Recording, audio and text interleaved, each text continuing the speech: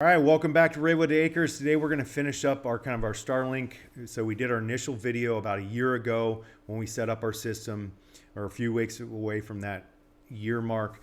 But so far so good. We haven't had any of the issues that I've seen. Some people complain about online. We did have some obstruction issues, as I'll show you in here in the video. But we ended up moving to an easy up, non-penetrating mount on the peak of our roof, which put it in a better location to not have the trees kind of on the horizon here in our, as you'll see in the video, the little valley we live in, interfere with our service. So before we get too much into that though, if you're new here and you do live in a rural property and you have internet issues, we have a whole playlist called the Rural Internet Solutions. We've gone through everything from Exceed, which now is Viasat, installing the non-penetrating mount and kind of what I went through there. Okay, so to wrap up with Starlink, right? First, if you're one of those individuals out there that's whining and complaining about Starlink, but you live somewhere where there's multiple ISPs, high-speed broadband ISPs available, stop. It wasn't meant for you. If you're complaining about the price, it wasn't meant for you. You complaining about something else, it wasn't meant for you.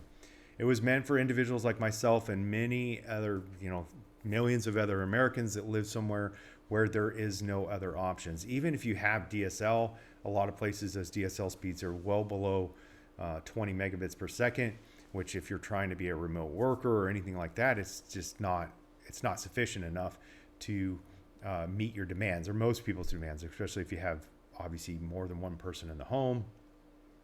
So Starlink was meant for individuals in said circumstances where they did not have service available, or the services that were available were not high speed. The definition of that, it can vary, right?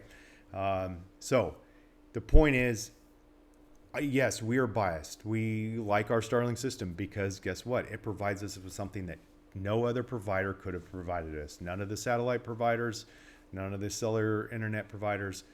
There's direct internet is the only other thing that's available here.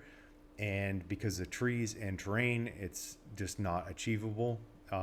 Maybe if I, installed like a 200-foot like radio tower, but that's not happening.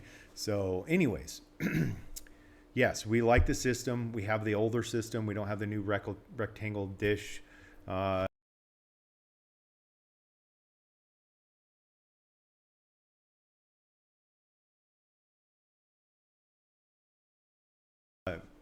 We have not upgraded our router. As you'll see here, our speeds from once it was moved from the dish to the router, about 130 or 160 something megabits per second, and then 35-ish from the router to my phone during one of the tests. But as I've been testing it over the last couple of weeks since we moved it, that off-peak times, that seems fairly common.